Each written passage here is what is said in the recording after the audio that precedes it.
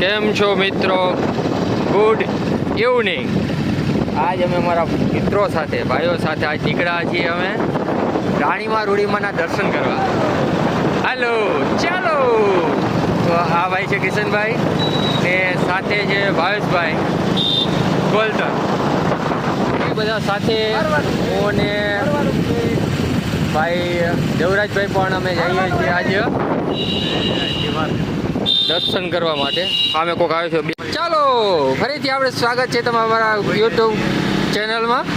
અમે જઈએ છીએ અત્યારે હાલમાં રાણીમાં રૂડીમાના સામે જે હનુમાન બાપા ઘણા વર્ષો થયા અમારી સાથે છે. ચાલો અમારી સાથે છે કિશનભાઈ ગોલતર, ભાવેશભાઈ ગોલતર, અનિલભાઈ મઠિયા અને દેવરાજભાઈ ગોલતર પણ છે સાથે છે. તો અમે જઈએ છીએ હવે.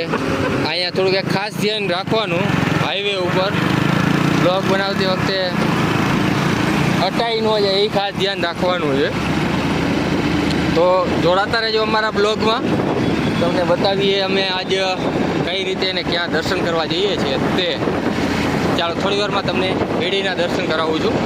જય ઠાકર. મિત્રો આ છે અમદાવાદ હાઈવે અને ત્યાંથી થોડાક તમે આગળ આવશો વેડી ચોકડીથી થોડાક આગળ આવશો એટલે તમને આવું બોર્ડ જોવા મળશે જેમાં લખ્યું છે રાણીમાના હનુમાનજીનું મંદિર અને નકલંગ ગૌશાળા. આ સીધા રોડ ઉપર તમે ચાલશો એ મેઇન હાઈવે જ છે.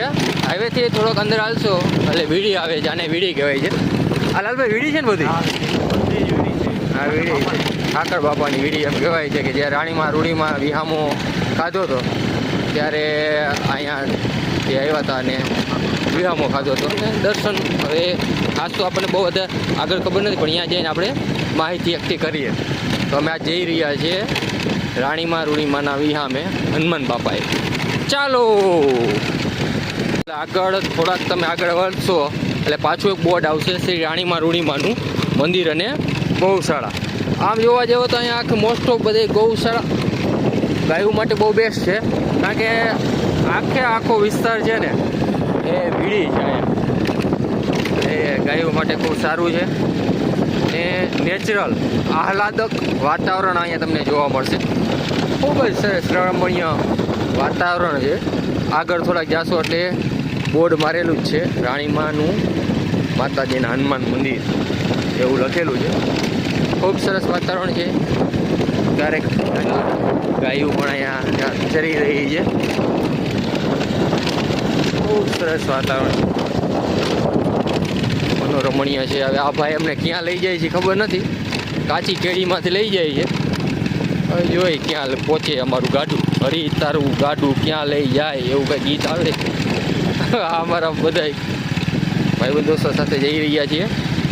મને લાગે આ વીડીમાં અમે ભૂલા પડી ગયા એવું અમને અહેસાસ થઈ રહ્યો છે કે લગભગ વાંધો નહીં આવે. પણ જોઈએ હવે સાથે વ્લોગ બનાવવું ખૂબ મુશ્કેલ છે ને ગાડી હલાવવી પણ આ રસ્તામાં થોડુંક કેવરાવ એવું છે. પણ અમે રસ્તો ભૂલી ગયા હતા એટલે આ તકલીફ પડી. બાકી જો સીધા રસ્તે આવ્યા હતા, સીધો રસ્તો છે તો વાંધો ન આવે. પણ અમે ઊંધા રસ્તે ગયા હતા એટલે થોડુંક તકલીફ પડી. પણ અમે હવે પહોંચી ગયા છીએ મંદિર તરફ. આ મંદિરનો મેઇન ગેટ છે. ચાલો તો લાલભાઈ બતાવો મંદિર બધાને. તમે મંદિરમાં પ્રોગ્રામ પણ કંઈક ચાલુ. કિશનભાઈ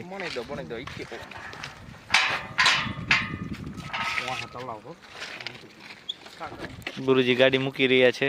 ગાડી મૂકી દીધી આપણે. ચાલો તમને બતાવું, દર્શન કરાવું. આ છે રાણીમાં રૂડીમાનું વિહામું મંદિર પણ છે. જય હનુમાન બાપા, બજરંગ બલી. હનુમાન બાપાનું મંદિર.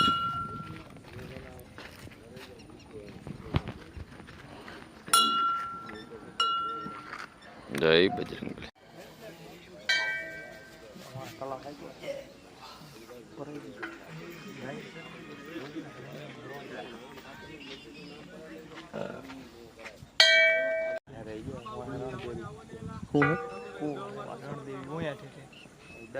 અમારે મોરમ ભરવા આવતા.